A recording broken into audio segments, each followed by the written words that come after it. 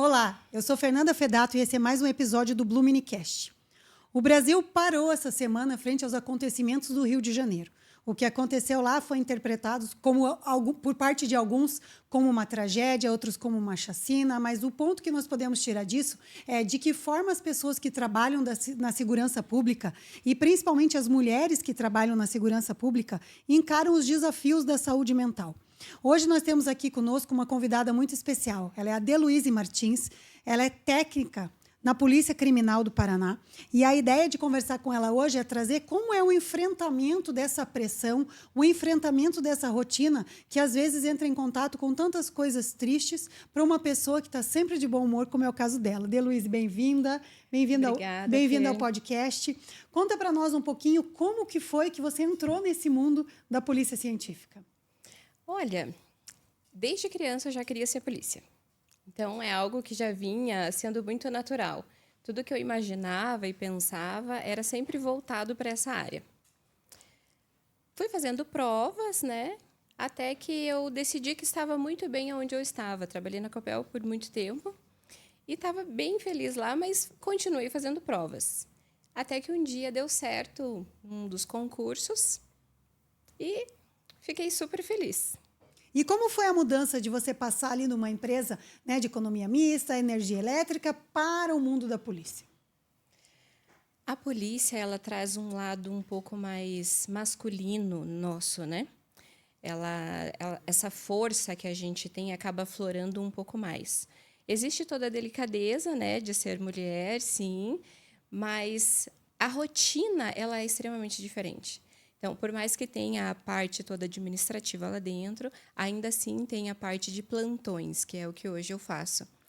Então, a rotina do dia a dia, ela é totalmente diferente. Conta para nós, qual que é o teu cargo e exatamente o que é a tua rotina dentro da polícia?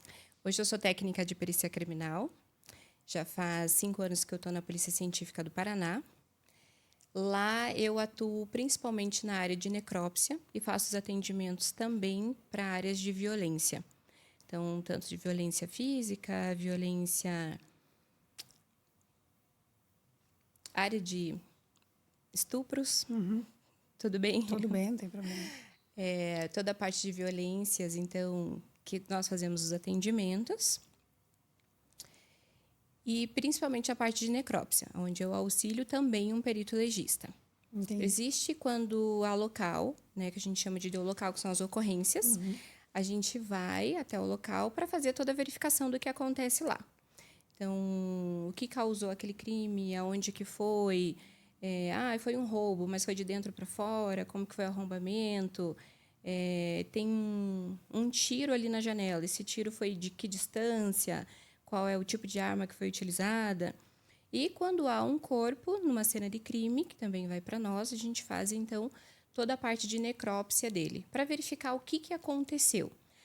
Qual foi o tipo de morte, se foi um homicídio, se foi um possível suicídio, se tinham mais pessoas na cena, qual ângulo que ele estava, se foram vários tiros, qual deles, de fato, que fez a pessoa entrar em óbito.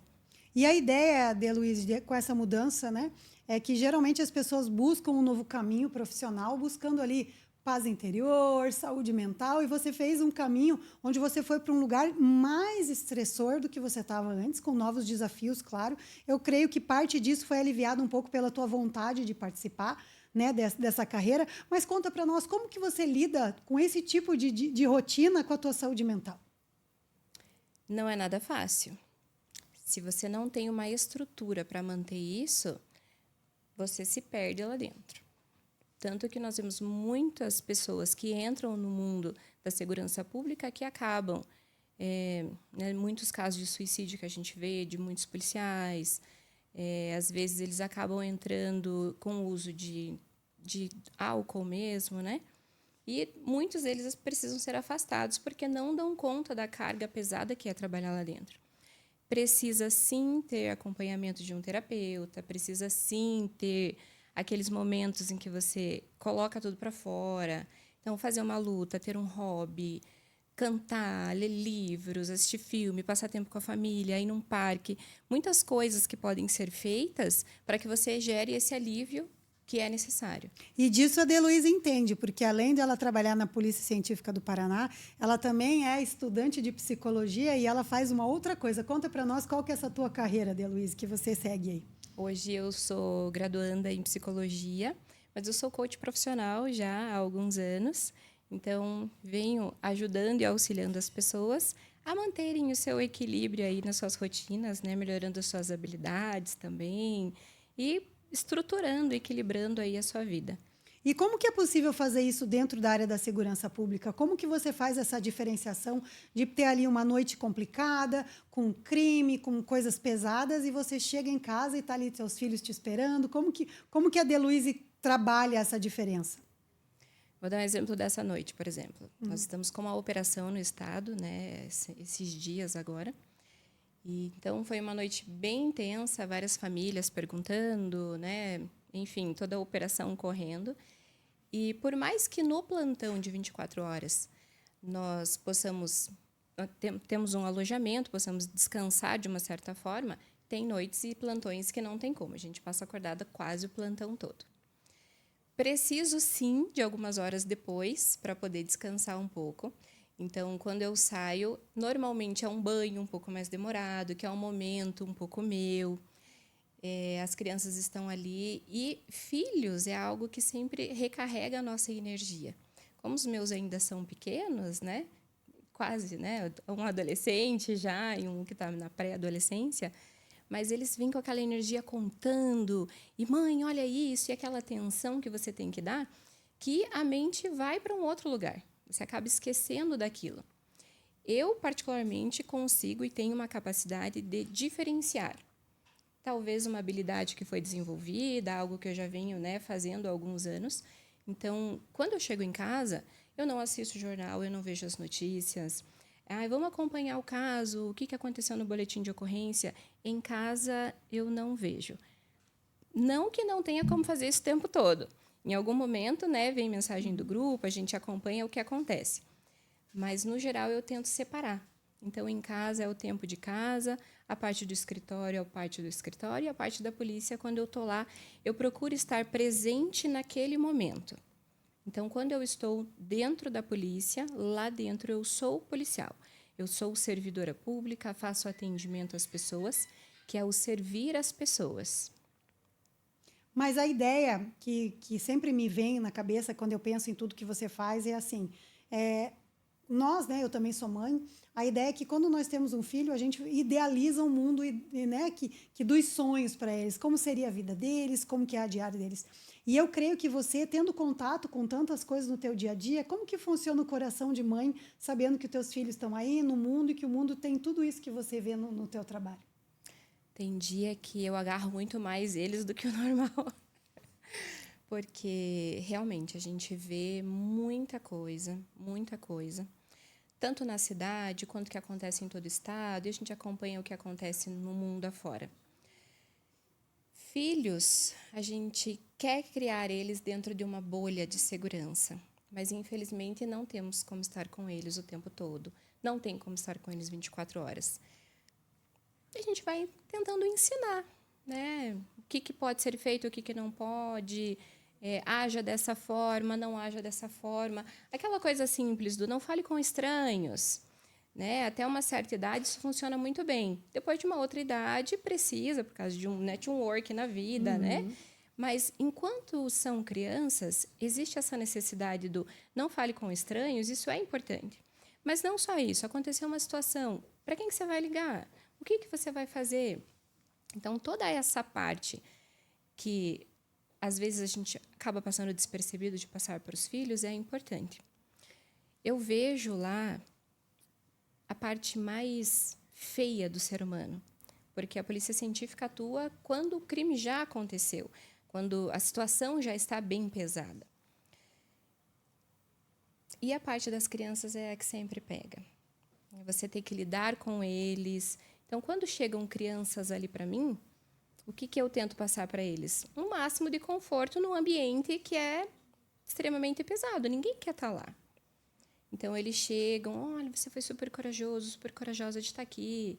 Um high five, toca aqui. Faz diferença. Dá um balão, que seja de luva, um balãozinho, uma balinha no final, para que a criança se sinta mais confortável. Criança, adolescente, né? Ou qualquer outra pessoa.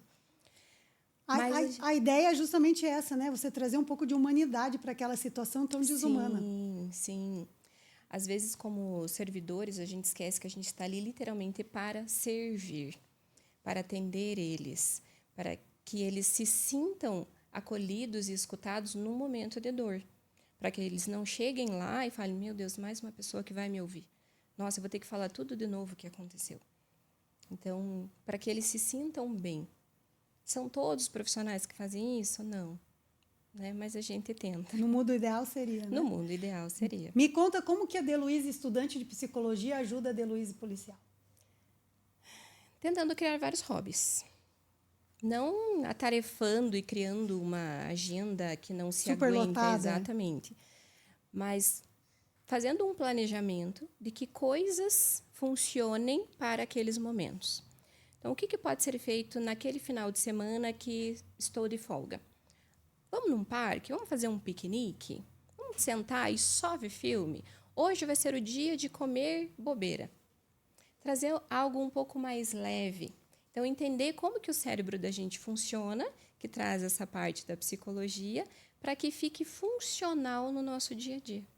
Me conta uma coisa, uma das características, né, de quem trabalha com a segurança pública, tanto quanto na medicina, são esses plantões, né, esses períodos em que vocês têm que ficar, né, à disposição. Como que você trabalha isso dentro da tua casa, com teus filhos e com a tua saúde mental, de estar ausente nesses períodos extensos assim? Hoje, com a tecnologia, a gente utiliza muito o celular. Então, as crianças têm o celular controlado, né, por tempo de tela, para acessos de bobeiras do dia a dia que a gente fica vendo, assistindo. Mas eu procuro muito ver com eles chamadas de vídeo, então acompanhar, já fez isso, me manda foto, como que tá? Então, tem um quadro de rotina, a agenda do dia a dia, o que eles precisam fazer para que mesmo quando eu esteja longe, eles mantenham o equilíbrio daquilo que precisa ser feito. Coisa simples. Dar comida para o cachorro, colocar água para o cachorro, trocar, tomar um banho, escovar o dente. São coisas do dia a dia que muitas vezes, se a gente não fica ali em cima como mãe, né? Esses dias eu até brinquei assim, você já está com quase 10 anos e todos os dias ainda tem que mandar fazer o que tomar banho, escovar o dente. Então, a gente mantém ali a rotina e eles vão ticando. Ah, já fiz isso, check. Já fiz isso, check. Para ficar mais fácil para eles. E eu imagino que eles estejam acostumados já também, né? Porque já faz um tempo que você está nessa carreira. E me conta uma coisa, existe aqueles dias onde você traz o peso e não consegue fazer essa diferenciação e chega em casa, assim, para baixo, triste? O que você faz nesses momentos onde pega pesado para você? Eu já deixo eles cientes que não é com eles. Porque senão fica pesado para todo mundo. A casa fica um peso só. Então, tem dias que eu chego e eu preciso de um certo tempo até que eu consiga me reestruturar. Tem plantões que, às vezes... esses dias que a gente fica muito pesado, 24 horas seguidas acordado, tendo, né, muita ação ali, às vezes nem dá 24, mas que seja 20, ou que seja uma situação em que foi muito pesada. Uma situação que tenha que lidar lá dentro que é difícil. Um banho demorado, sento, uma leitura, vou lá no quintal, às vezes é academia pura, pega pesado lá, vai no crossfit, desconta, né? Nos pesos. Desconta lá onde tem que descontar. Se não, de vez em quando, por que não descontar num sorvete com um filme, coloca aquele filme triste, chora o que der, porque é necessário a gente colocar para fora. E quão importante é a presença de um companheiro que te entenda o que você faz, entenda o teu momento e te dê apoio? Muito importante. Vamos começar com a parte de que eu ando armada. Como que uma pessoa que não anda armada vai entender? Muitos entendem, muitos não. Hoje, meu companheiro também trabalha na área, então a gente troca informações. Vamos fazer um teste assim, vamos no clube assim, tá tendo um curso desse jeito. Então, é muito legal, porque hoje a gente consegue se acompanhar nisso. E a ideia de de que as pessoas da mesma área se unem, né? Tanto que os médicos casam com médicos, policiais casam com policiais. O relacionamento de vocês, você acha que é mais harmônico por vocês entenderem a realidade um do outro? Sim. Antigamente, isso parecia tão clichê. Nossa, mas médico casa com médico, policial casa com policial. Hoje eu entendo que é justamente porque eles se entendem. Ter que fazer uma rotina onde você estuda, onde você está de plantão, ter paciência com aquilo, ter paciência com as pessoas que vão lidar, entender que aquele dia foi pesado e que você precisa de um tempo para voltar e que não é com a pessoa, é muito importante.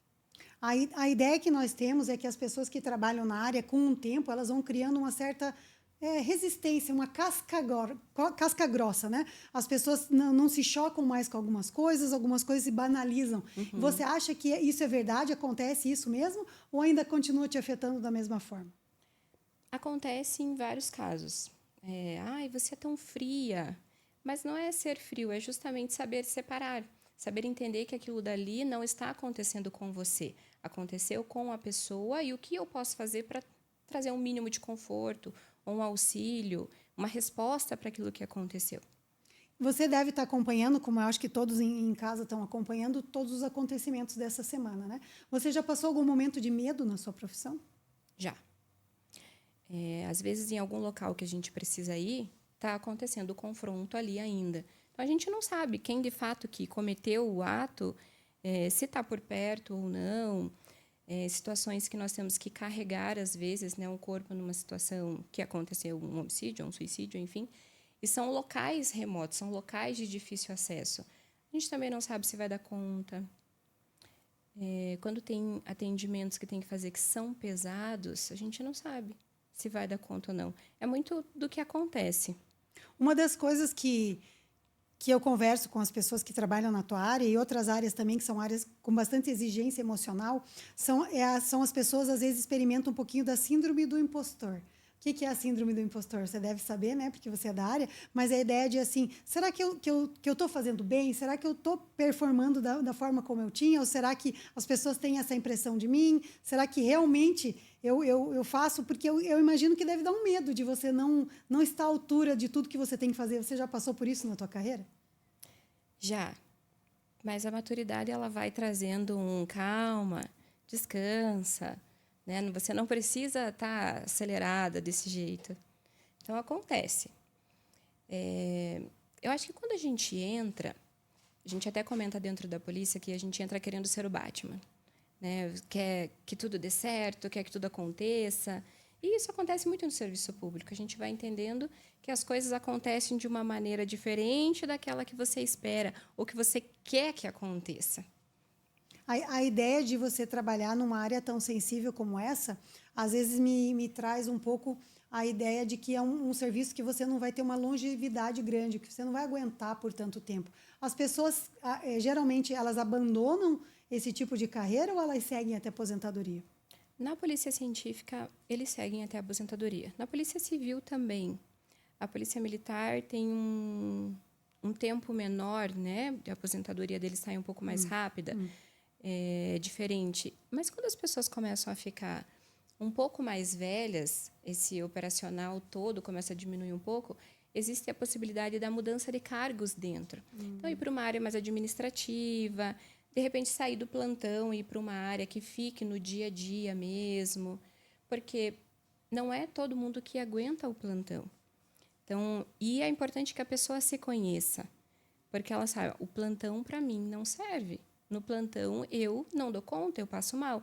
E às vezes não é nem pelo que acontece, é pelo simples fato de vai trocar dia pela noite, o horário de sono vai deixar você mal-humorado, isso vai pesando depois, porque o sono não é algo que você repara. Aí fiquei 3 dias sem dormir, agora eu vou dormir o dia inteiro e isso vai voltar ao normal, né? Não funciona assim. Quando você se conhece e você sabe que você não vai dar conta, já pede um serviço mais administrativo. E a decisão de estudar psicologia? Foi justamente para conhecer melhor as pessoas. Então, como já vem do desenvolvimento, né, do coach, por que não? Aí veio a psicologia, primeiro pensar, meu Deus, vou dar conta?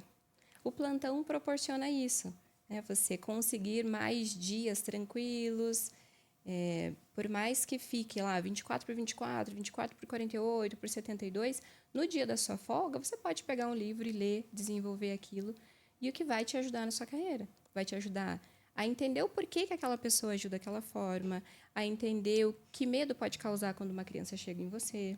Você para de julgar muito as pessoas, né? Não julgue as pessoas, mas a gente faz isso. Então, você começa a entender o porquê. E a psicologia vem muito nisso, né? De entender melhor os comportamentos, o que acontece. Você acha que, às vezes, o próprio fato de você ter uma carreira alternativa, você levar as duas coisas, ajuda no teu dia a dia? Sim, sim. Até a ideia de respira um pouquinho mais. Já vem daquilo que você vem estudando, no caso do que eu venho estudando. E me conta como que as pessoas, como que você trabalha nessa tua outra linha de trabalho, como que você trabalha essa melhoria, esse desenvolvimento pessoal, que tipo de clientes são os seus clientes, como que funciona isso daí? Explica pra gente um pouquinho. Antes eu trabalhava muito mais com empresas, hoje mais com pessoas na vida delas. Então é o coach mais de vida, assim, sabe? Primeiro trazendo clareza. Às vezes as pessoas não entendem o porquê que aquilo está acontecendo ou como que elas podem obter aquele resultado que elas querem. Então, a gente traz clareza. Então, existem ferramentas que são feitas, escutativa, para entender o momento daquela pessoa e aonde ela quer chegar e mostrar para ela, através de assessments, qual é o perfil dela e o porquê que ela pensa daquele jeito, quais são as travas que ela tem na vida. A partir do momento que ela tem mais clareza disso, fica muito mais fácil. E as pessoas veem um resultado logo ou é um processo mais demorado? É um processo rápido, dura mais ou menos ali em torno de 8 a 12 sessões. E a partir da quarta, quinta sessão, a diferença é... Você vê no sorriso das pessoas. É uma grande diferença que causa mesmo. Porque a clareza, ela já vem na primeira sessão. A gente já utiliza ferramentas para que ela passe a entender. Uma delas é a roda da vida, que a gente faz, para que ela entenda quais são as áreas da vida dela e como estão essas áreas da vida dela, e o que eu chamo de visão helicóptero. Então, ela olha por cima e começa a entender. Nossa, eu nunca tinha pensado nisso. Puxa, mas é assim que funciona? Nossa, agora faz sentido. Então, a partir da primeira conversa, onde a pessoa já vai colocando para fora, ela mesma já vai passando a se entender melhor. Conta para nós, dentro da própria polícia e também fora, né, com os teus clientes, como você acha que as pessoas hoje estão lidando com a saúde mental? Elas estão preocupadas com isso ou é uma coisa que ninguém está muito atento? Meio a meio. Existem as pessoas que se preocupam, que procuram profissionais, psicólogos, para que, né, melhorem essa parte. Fazem muita leitura, tem pessoas que fazem mindfulness, que praticam muito esporte para que oxigene muito, né, o cérebro, porque às vezes não é nem só pela estética. É muito por estar com a saúde mental em dia. Mas existem pessoas que não. A ideia que eu acho que e nós desenvolvemos sempre na consultoria, eu sempre digo que você tem que cuidar da mente, você tem que cuidar do corpo, mas se os dois estiverem alinhados, é melhor ainda. Você acha que essa parte de você praticar o mindfulness, de você ser uma pessoa ativa, ela te ajuda na tua rotina? Sim. Se eu não fizer uma atividade física, é como se eu não fosse dar conta. A atividade física ela é muito importante. Ela auxilia de uma forma e te deixa ativo de uma forma que, se você só fizer uma leitura, por exemplo, só uma meditação, ela não traz isso. Ela oxigena o cérebro de uma forma diferente, ela faz a circulação das suas células melhorarem. Então, é muito diferente quando você vê uma pessoa que pratica esporte e não precisa ser uma academia pesada para que você crie músculos. Caminhada, uma simples caminhada que faça, uma corridinha, uma dança dentro de casa, que você coloque o seu corpo em movimento, você já trabalha diferente com a sua mente. E quando chegar a formatura de Heloíse, conta para nós, a de Heloíse psicóloga vai continuar na polícia? Sim. Não tem como não. A psicologia ela só traz mais esse olhar atento ao próximo. Então, não tem como eu fugir disso, né? O atendimento às pessoas está dentro da minha essência. Qual que é a reação das crianças? Como é a reação dos teus filhos ao dizer para os amiguinhos, a minha mãe é policial? Conta para nós. Acho que eles ficam super emocionados, super empolgados, dizendo assim, ai, minha mãe é policial. E algum deles quer seguir essa área também ou não? Quando a Sofia era menor, ela já teve essa ideia de dizer que era. Hoje ela já está se descobrindo, ela já gosta de outras coisas. O Thor, por um bom tempo, também ficou falando que seria policial. Hoje também, né? Acho que até seguindo os passos da irmã dele agora. Eles gostam muito de tecnologia, que é o que está muito em alta. E se você pudesse opinar, você incentivaria as crianças a seguir essa área ou não? Depende da polícia que eles queriam ser. Eu acho que o coração de mãe ia apertar um pouco. Porque é pesado, né? Mas eu não tenho como não incentivá-lo, sabendo que é algo que eu gosto muito.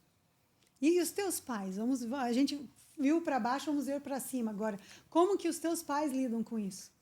Quando eu dizia na adolescência que queria ser policial, a minha mãe não aceitava muito. Ela tinha medo de mãe, né? Não, para quê? Vai fazer outra coisa, outra área. O pai ficava mais neutro, assim. Mas depois que eu entrei, eu vi o orgulho nos olhinhos dele, sabe? O pai contando para os amigos quem era filho, o que a filha estava fazendo. E a mãe, o dia que eu parei com uma viatura na casa dela, que era a caminho de uma situação, eu só parei ali, dei tchauzinho para ela, ela saiu no portão muito emocionada. Deve ser bem gostoso, né? Ver essa mudança de paradigma aí, justamente porque tem um certo preconceito. E como que é ser mulher dentro da polícia? A polícia ainda é um ambiente muito machista, né? Mas as mulheres estão crescendo muito lá dentro. Na polícia científica, né, não tenho como não dizer isso. Nosso quadro feminino hoje é muito grande. A nossa unidade, eu trabalho ali em União da Vitória hoje, né? Tinha 3 meninas quando eu entrei. 4 colegistas, né? Ela acabou saindo depois. Então, eram 4 meninas na equipe. Hoje, a nossa equipe está com mais de 10. Nossa, tem dia que a gente chega na recepção e estão todas ali. Eu falo, que manhã florida, olha quanta mulherada bonita aqui. E me conta uma coisa, e as mulheres conseguem galgar cargos mais altos? Elas conseguem alcançar posições de chefia ou ainda tem uma certa resistência? Sim, não, conseguem sim. A nossa chefe hoje, ela é uma mulher. Né? Tem o chefe acima dela, que são homens, mas a nossa chefe hoje é mulher. Dentro da nossa unidade, a nossa chefe adjunta também é mulher. Tem mulheres chefiando unidades dentro do Estado. Então, E o plano de carreira? Conta para nós, assim, você hoje é técnica, mas qual que é a tua carreira aí para frente dentro da polícia? Conta. Dentro da polícia científica, é tudo através de concurso. Então, se eu quiser uma área diferente da minha, eu tenho que prestar um concurso novo quando abre. Lá dentro existem vários laboratórios, então é um leque muito grande. Então, eu faço necrópsia ali, faço atendimento clínico, mas tem a área de balística, tem a área de psiquiatria, tem a área de enfermagem, tem a área de documentoscopia. Então, são muitos laboratórios. E, quem sabe, a gente, né, vai se identificando com uma área ou outra. Quando abre oportunidade, a gente pede remoção para essa área. Mas, no momento, você não tem intenção de trocar? Não, eu estou muito tranquila onde eu estou. Tá satisfeita. E me conte uma coisa, a ideia de que as pessoas trabalham com ambientes mais pesados, com assuntos mais pesados, automaticamente faz com que a gente pense que a pessoa é uma pessoa muito séria e você é totalmente o contrário disso. Você está sempre sorrindo, você está sempre alegre. A Deluíse mudou depois de entrar para a polícia? Mudou no sentido de mais cuidados. Não só no cuidado mental, mas no cuidado com o dia a dia, com as pessoas que a gente lida, a forma de observar na rua, o comportamento das pessoas, isso trouxe uma certa mudança. Você fica mais atenta, então? Você fica mais atenta. Por mais que você cuide disso no dia a dia, né? A partir do momento que você está lá dentro, você passa a observar e aprender como são alguns elementos de comportamentos, né, observáveis. Se você tivesse que hoje dar um conselho para as pessoas que estão assistindo o programa de uma coisa que elas devem prestar atenção quando elas estiverem na rua, quando elas estiverem sozinhas, o que você diria para nós? Hoje as pessoas utilizam muito celular. Não ande com celular na rua. Não ande mexendo no celular dentro da bolsa. Não chame a atenção desnecessariamente. Não queira ser amigo o tempo todo, ser gentil o tempo todo de todas as pessoas. Infelizmente, tem casos de sequestros que a gente vê das pessoas sendo gentis, né? Pessoas idosas, precisando de ajuda. Quando o outro chega, né, coloca ali um produto, venham, abordam, já colocam dentro do carro. Então, ter esse cuidado de não ser simpático o tempo todo é muito importante. Uma das coisas que eu tenho muito medo, a minha filha vai fazer 19 anos agora, né? Então, tá aí, tá na faculdade e sai com os amigos. É a famosa Boa Noite Cinderela, né? E vocês veem isso na vida real? Isso é uma coisa comum? E como as pessoas podem se proteger disso na noite? Acontece, sim, com uma frequência até muito maior do que gostaríamos que acontecesse. Existem alguns produtos que são utilizados hoje em dia como um protetor, né, que coloca no copo, só coloca o seu canudo. Não divida. Ai, mas é meu amigo, mas é minha amiga. Tente cuidar só do seu, né? Você não sabe qual é a intenção das pessoas. E essa abordagem que eu tenho com a minha filha é sempre assim: não aceite nada aberto. Veio pedir um refrigerante, a minha filha não bebe, mas pediu um refrigerante, veio aberto, peça outro. Faça com que abram na tua frente. São Sim. cuidados pequenos, mas que pode, às vezes, te salvar de uma situação bem complicada. Sim. Né? E referente às crianças, Deluíse, como que as pessoas devem trabalhar? Nós temos hoje muitas pessoas separadas, divorciadas, que têm outras pessoas no seu relacionamento, pessoas entram na sua vida. Como proteger os filhos pequenos num novo relacionamento? A coisa mais importante é a conversa aberta. Converse com seus filhos. Fale com eles. Conheça os seus filhos. Saibam que quando eles estão falando a verdade, quando eles estão mentindo, aprenda a conhecer o modo operante de cada um deles. É muito importante. Se nós formos mais amigos dos nossos filhos, né? Não que seja aquela amizade igual à idade deles, não é isso. Mas saber ouvi-los. Que eles se sintam à vontade para conversar, qualquer situação que aconteça e que eles venham contar, a gente vai saber que pode ser uma situação de perigo ou não. E muito mais do que prestar atenção neles, é de fato, quando eles trouxerem algo, ouvir. Ouça os filhos, é muito importante. Uma coisa que eu vejo e que eu acho que todo mundo que assiste aí séries e filmes, a gente vê que, às vezes, o teu comportamento na sequência de uma situação de crime ou alguma coisa nessa linha faz diferença depois para a elucidação do que aconteceu. Você falou, né? Vocês trabalham, às vezes, com vários casos de abusos, abuso de meninas. O que deve fazer? Quais são os passos? Aconteceu um caso, aconteceu um infortúnio desse, o que fazer, o que não fazer, aonde procurar ajuda, toma banho, não toma banho, vai direto para o hospital, vai direto para a delegacia. Quais são os passos nesse caso? Dependendo da situação, a pessoa fica totalmente desnorteada. Ela não vai saber o que fazer. Então, é importante ter essas conversas, até em escola, né, com os adolescentes, para que eles tenham um mínimo do que poder fazer depois de uma situação que aconteça. A gente não quer que aconteça com ninguém. No mundo ideal, não aconteceria, mas, infelizmente, acontece. Procure primeiro uma delegacia, um conselho tutelar. Vá numa PM, né, no módulo policial. Procure ajuda.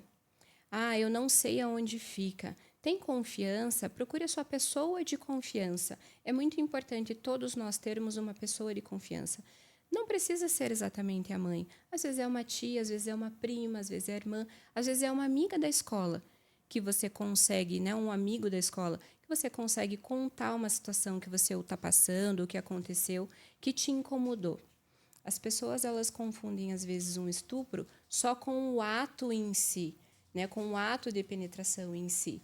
Mas um infortúnio já incomoda. Até porque a mudança da legislação hoje, o crime sexual, ele está muito mais abrangente. Sim, o que né? muito O que antes importante. era só importunação, o que era um outro tipo de comportamento, hoje também é considerado estupro. Sim.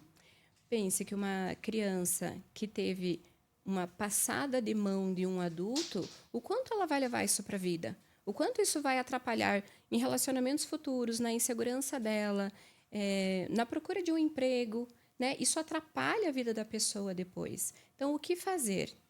Tenha uma pessoa de confiança, ensine os seus filhos a terem uma pessoa de confiança, né? E tenham a humildade de dizer que não é só porque você é a mãe, você é a pessoa de confiança daquela criança. Precisamos entender que eles têm outras pessoas que eles conversam, que pode ser a sua irmã, né? Pode ser o próprio pai, por que não? Né? Não precisa ser exatamente uma figura feminina. Pode ser uma figura masculina que eles tenham confiança de contar. Até porque não acontece só de homens para meninas, né? Isso hoje acontece em todos os sentidos, em todas as idades. Me conta uma coisa, nessa linha de raciocínio, algumas pessoas podem ter um certo receio de buscar uma delegacia, de buscar uma ajuda nesse sentido, porque tem medo de chegar lá e ser atendida por um homem e ficar sem jeito de falar. Como que funciona nesse caso? Vocês têm pessoas sempre dos dois sexos? Vocês fazem essa filtragem de quem vai atender ou não? Ou às vezes a pessoa chega e não tem opção? Quando eles chegam numa delegacia, existem hoje as delegacias da mulher, né? Não é nem hoje em dia, já são antigas. Na delegacia da mulher tem homens e mulheres trabalhando, mas é um acesso diferente. Nas delegacias que não são da mulher ou nem do adolescente, também tem femininas que fazem os atendimentos, mesmo que seja a equipe de plantão. Fim de semana são só homens que estão atendendo. Por que não procurar ligar para alguém que possa estar lá? Mesmo que seja escrivã de plantão, mesmo que seja um outro APJ de plantão, né? Que hoje, antigamente, tinha os investigadores e os escrivões, hoje são todos policiais jurídicos, né? Os judiciários. Então, segue essa ideia de que tenham ambos os sexos trabalhando, ambos os sexos no plantão para todas as ocorrências que aconteçam. Caso não tenha, tem um apoio. Por isso, trabalhar em conjunto. A ideia das pessoas é que a delegacia, às vezes, é um ambiente frio, é um ambiente inóspito ali, não receptivo. Eu acho que algumas mulheres têm o medo de não ser acolhidas, de não ser levadas a sério. E também hoje, agora, nós tivemos aí recentemente, nessa semana, uma proposta de mudança da legislação em referência à Lei Maria da Penha, né, que agora há que ter a materialidade do abuso, do crime, da violência. Como que fica isso? Eu me preocupo, às vezes, até por ser mãe de menina, que esses falsos relatos acabem causando um desconforto para aquelas pessoas que vão fazer um relato real. Como que é essa estatística? Existem realmente muitos falsos relatos ou isso é um pouquinho da mídia só? Acontece, mas eu acredito que não seja tanto. Ninguém quer estar lá. É um ambiente frio, de fato. Não é um ambiente que você vai chegar e é todo colorido e vai ser acolhedor. Nossa, quero voltar lá para conversar com as pessoas. Ele é um ambiente mais frio, é um ambiente mais gelado. As pessoas que vão conversar, elas estão mais sérias, de fato. Mas estão ali para ouvir, né? Para poder entender o que acontece. Existem falsos relatos? Existe falso relato. Mas aí entra a parte da psicologia de tentar entender. As unidades hoje são encaminhadas tanto para psicólogo, para a parte do conselho. Quando não tem na delegacia e precisa de algo a mais, é encaminhado para o fórum. O juiz determina um psicólogo para que faça essa escuta, para que tenha esse acompanhamento e entenda.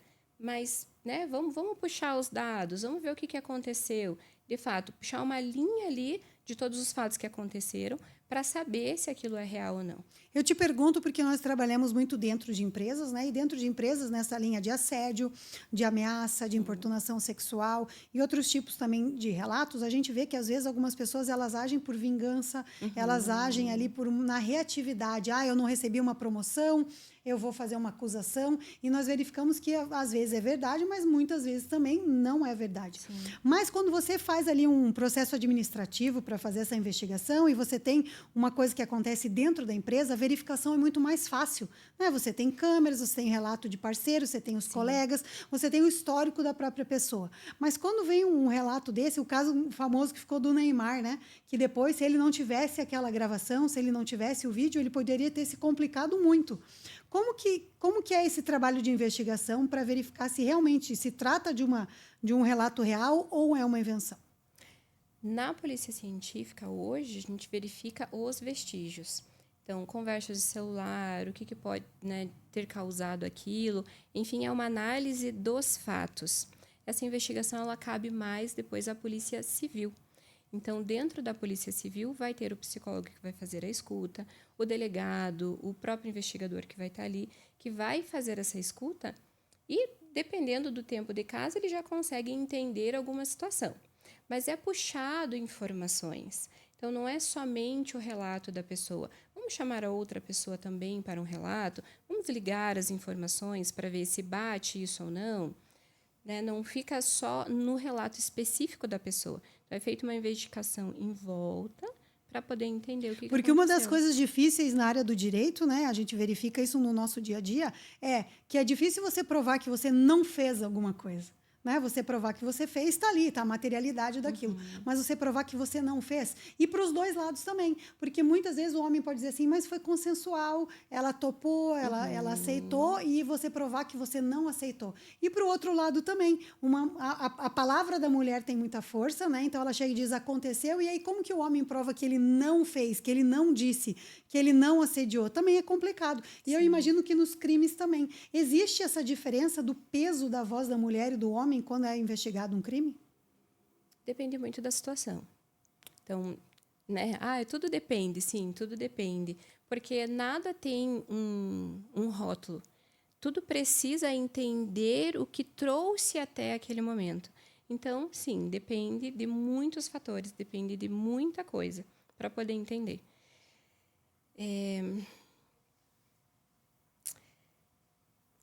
Tem casos, quando a gente vê com criança, por exemplo, de família, em casos de separação,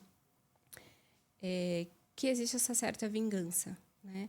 Não quero mais falar com ele, então vamos colocar que ele me bateu aqui, uma medida protetiva para que ele pague. Vamos pedir uma pensão, porque daí ele vai atrasar e, né, vamos colocar ele na cadeia, vamos dar só um sustinho nele. Acontece isso, mas é feito toda uma análise, né, daquela pessoa. Então, não tem o acompanhamento só da polícia, vai ter o acompanhamento do Conselho Tutelar, que vai fazer aquele acompanhamento, o pessoal que é do CRAS, do CREAS, que fazem o auxílio para aquela família também. Então, é em conjunto, todos eles passam relatórios para que o juiz também entenda.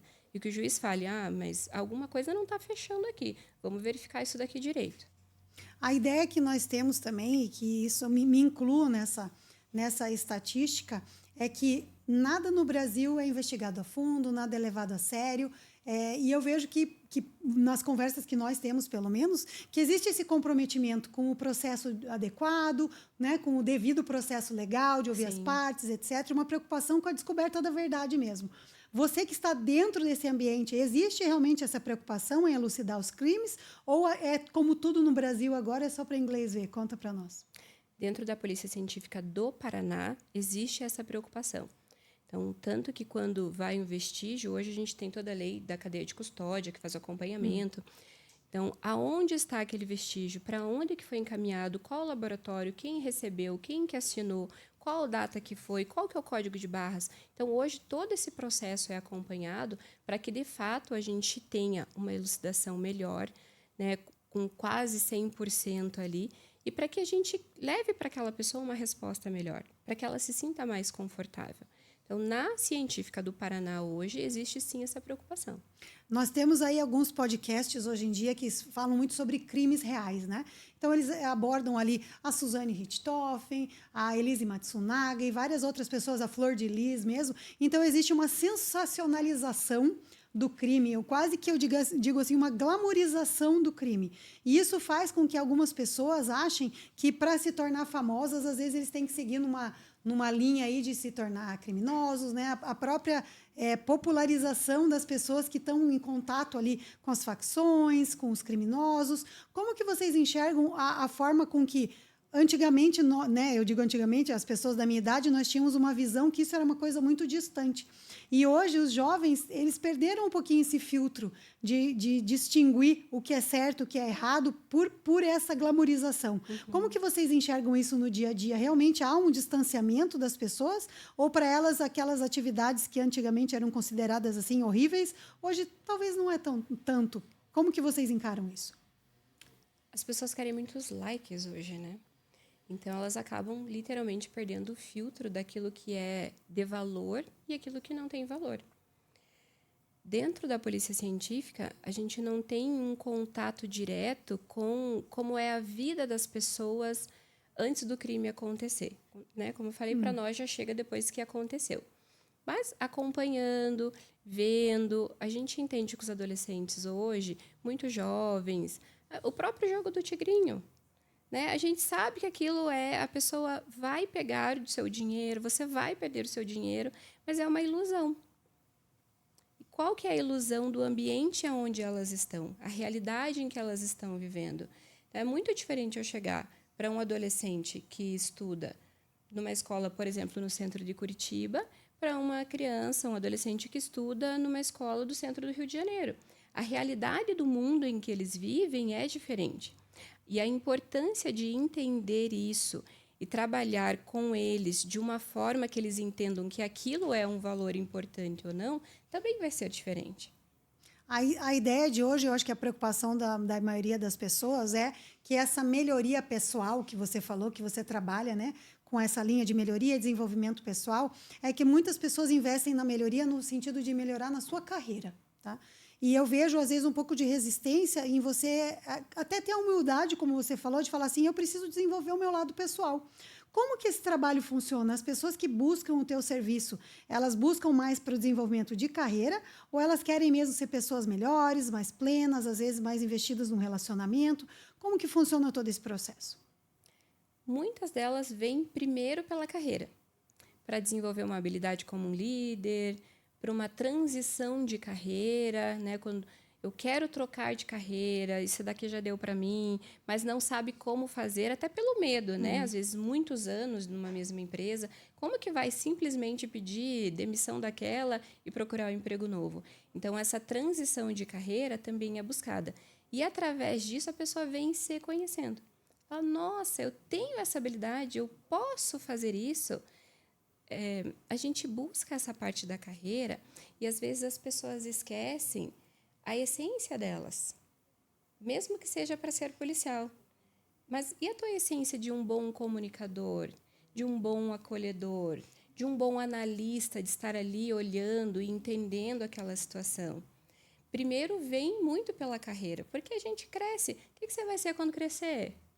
Né? Vem muito dessa já da infância. E quando a pessoa se torna adulta, que ela chega nisso e tem a sua carreira, e agora? Aí vem a parte do se conhecer como pessoa. Agora eu quero me desenvolver. Sabe a crise dos 40? Sei, sei. Na crise dos 40, e agora? Então, agora eu vou viver, agora eu vou procurar outras coisas na minha vida. Agora eu quero um relacionamento mais leve. E isso não que eu ia significa perguntar. trocar o relacionamento. Não, mas isso que eu ia te perguntar. Eu creio que muitas pessoas também buscam isso em alguns momentos, como esse, que é o momento de um divórcio, de uma renovação de vida, de um recálculo de rota ali do que você vai fazer. Essas pessoas também acabam procurando esse tipo de serviço? Sim. Normalmente as pessoas elas estão sem um norte. Então, essa parte do desenvolvimento do coach vem justamente nisso. Qual é o próximo passo que você tem que dar? Ah, eu quero uma viagem para Paris, mas eu não tenho noção de como chegar lá. Qual que é o primeiro passo que você precisa dar para que esse sonho se realize? Ah, meu relacionamento está começando a ficar desgastado. Qual que é o passo que você pode dar, não pensando em melhorar o outro, mas em se transformar, em se mudar?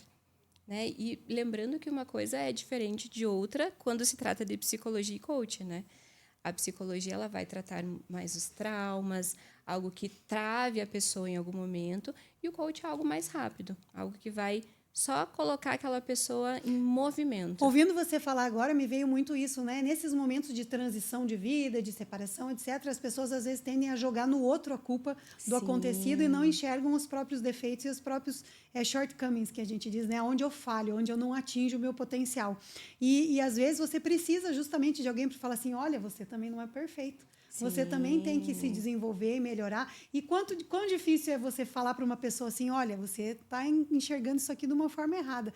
A pessoa sente um certo receio, tem uma certa resistência? Tem. É muito mais fácil culpar os outros, né? É muito mais fácil em todos os momentos da nossa vida, em todas as áreas da nossa vida. É difícil nós nos enxergarmos. E quando passa a ter perguntas de reflexões, que a pessoa precisa se conhecer, que ela precisa se entender, trava. Muitos querem fugir, tanto de uma sessão de psicologia quanto de uma sessão de coaching. Chegando a uma certa altura ali que a pessoa não quer ouvir aquilo, porque de uma certa forma aquilo dói para ela. Então é muito mais fácil deixar de lado. E conta para nós, para quem estiver assistindo em casa e que está num momento desse de vida, está num momento de transição, qual é o primeiro passo? Como ela procura alguém que faz o que você faz? Como que ela busca essa melhoria? Pode nos contatar. Claro, já deixa o contato. Vamos deixar, por falar nisso, vamos deixar aqui todas as redes sociais e os contatos da Deluíse para vocês. É muito importante a pessoa primeiro se conhecer. Então, saber qual é o perfil que ela tem. Esse é o primeiro passo a ser dado. Saber em que área da vida realmente está travando as outras áreas, né? Então, tem uma ferramenta que se chama Roda da Vida, provavelmente você conheça ela, onde a pessoa ela dá notas para a área da vida dela. E quando ela para pensar o porquê que ela está dando aquela nota, ela fala, nossa, mas se eu desenvolvesse isso daqui, todas as outras iriam funcionar de uma forma diferente. Então, o primeiro passo é a pessoa se conhecer, saber quais são as habilidades que ela tem, quais são as disfuncionalidades que ela tem, né? O que ela tem para aflorar ainda, o que ela tem para diminuir um pouquinho, para poder dar esse primeiro passo. E uma pergunta que eu queria que você deixasse para o pessoal é aí. A pessoa que está disposta a mudar, ela está disposta, deixa um conselho prático para a pessoa fazer amanhã de manhã, para ela já começar a mudar de vida desde amanhã. Arrume a sua gaveta. Arrume a sua bolsa, a sua mochila. Arrume a cama quando acorda.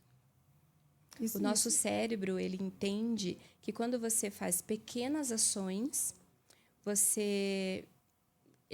É um hormônio que gera em você de felicidade. Então, você conseguiu gerar aquele pequeno, você vai conseguir engrenar coisas maiores.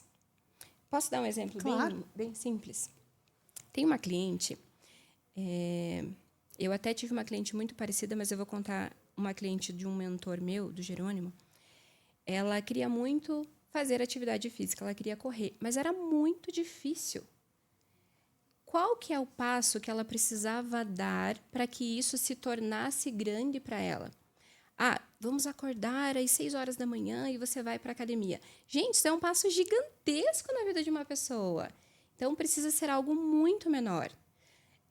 Ela precisou entender que o simples fato de colocar o tênis sem ir correr já fazia diferença na vida dela.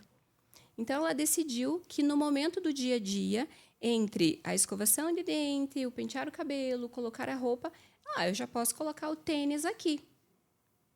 O passo mais difícil é aquele da casa para o portão. Do portão para fora, depois vai. Então, ela só ficou com o tênis.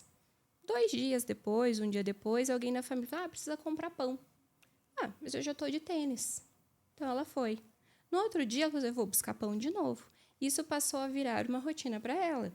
Se eu tenho que pegar o pão, por que eu não posso sair 5 minutos antes e dar uma volta na quadra? E assim foi. Hoje ela é uma corredora. Mas o primeiro passo é muito pequeno, é muito sutil. É aquilo que a gente acha que não vai fazer diferença. Por que você vai acordar e vai arrumar a cama de manhã? Eu vou usar de novo depois, deixa lá. Você organiza-se mentalmente quando você se organiza em pequenas coisas. Arrumar a bolsa, arrumar a carteira, jogar os papéis de contas que estão ali fora. Coisas que são muito pequenas, mas que vão gerando clareza, que vão gerando satisfação, que vão te colocando num movimento diferente. O que é importante mesmo é começar. É isso? O importante é começar. Gente, eu não sei vocês, mas eu tenho milhares de perguntas para a Deluíse. Se vocês também tiverem, deixem aqui nos comentários. Eu vou repassar para ela e devolvo as perguntas para vocês. Deluíse, muito obrigada. Obrigada por essa visão tão bonita que você tem da profissão, esse desejo que você conseguiu realizar. E também mostrar para as pessoas que, às vezes, elas podem estar numa área difícil, mas manter a leveza. E, principalmente, que elas podem fazer 2 coisas que elas amam. Não precisa uma excluir a outra. Obrigada pela tua participação. E agora eu quero que você deixe para o pessoal aí uma mensagem final de como manter esse sorriso no rosto aí mesmo trabalhando com algo tão difícil. Obrigada pela participação. É uma honra, realmente. Gratidão. É isso. Busquem gratidão dentro de vocês, por tudo que vocês têm. A coisa mais simples que possa parecer. Seja grato por ela. Muitas pessoas, às vezes, estão querendo a vida que vocês têm e vocês não estão dando valor para as pequenas coisas. Obrigada, querida. Obrigada, um beijo para vocês, até a próxima.